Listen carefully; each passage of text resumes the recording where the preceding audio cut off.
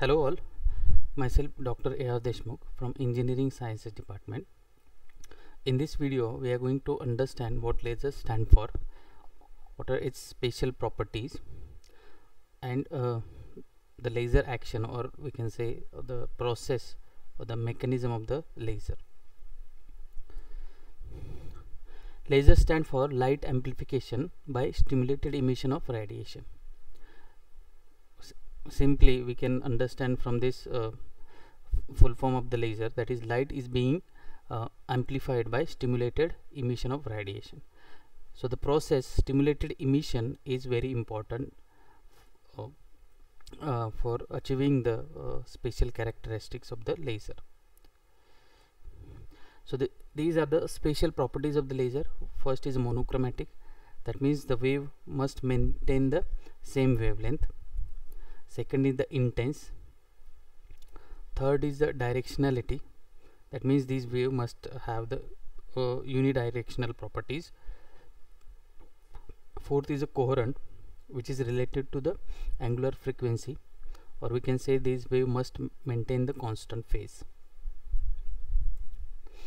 Now these are just an example of coherent monochromatic light waves and the incoherent non-monochromatic light waves. As we can see in the first figure, that these waves are considered to be coherent and monochromatic, and therefore here it is written as laser beam. Coherent means they are maintaining the same phase as well as they are having the same wavelength. In contrast to this, if you look at the figure second, you can see these waves are not maintaining the constant phase as well as they are not having the same wavelength, right? They are mixing together and they are having the they are traveling with a different angular frequency, therefore they are not coherent. So these are the characteristics or the special properties of the laser. First is a coherent beam of light, second is a monochromatic beam of light, third is an intense beam of light, and fourth is a unidirectional beam of light. Okay. So let us understand the laser action or the laser process, in which we are having the three different process or the action. First is the stimulated absorption, second is the spontaneous emission, third is the stimulated emission.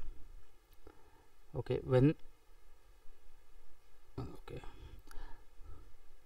so let us understand stimulated absorption. Now when the light or the radiation incident on the any material, the electron inside the material get external energy, get some extra energy, and they jumps to the excited state from the ground state, and this transition is known as stimulated absorption. And this stimulated absorption is depending on the number of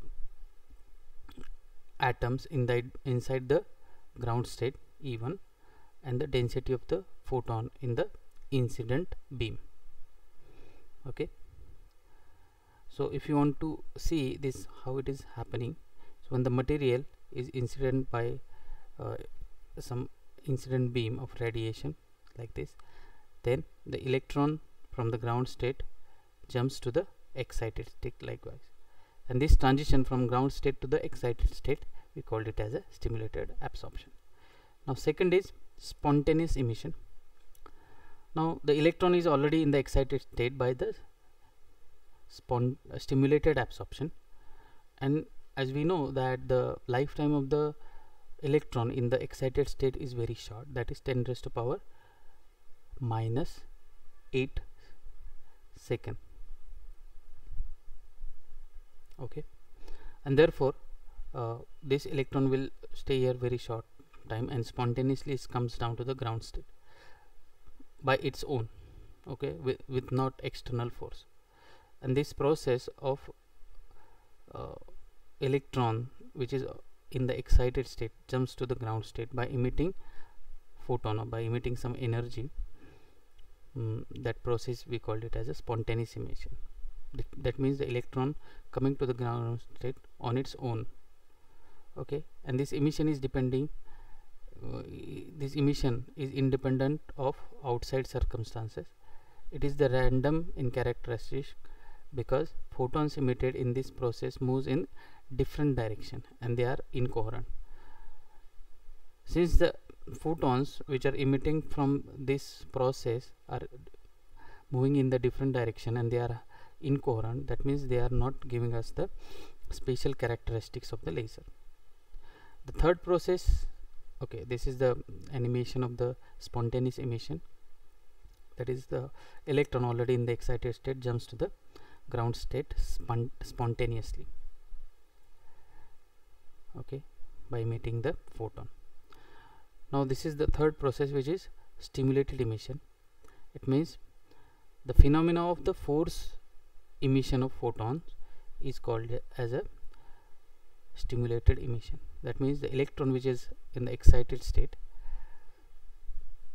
and the electron in the excited state gets some external energy from the incident photon and it jumps down to the ground state by emitting photon which are coherent unidirectional, and this process depends on the number of atoms in the excited state and the photons incident on them.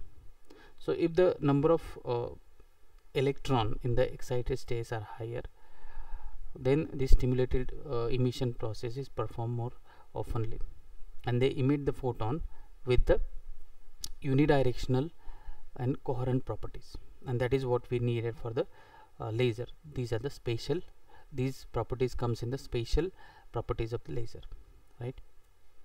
And this is the animated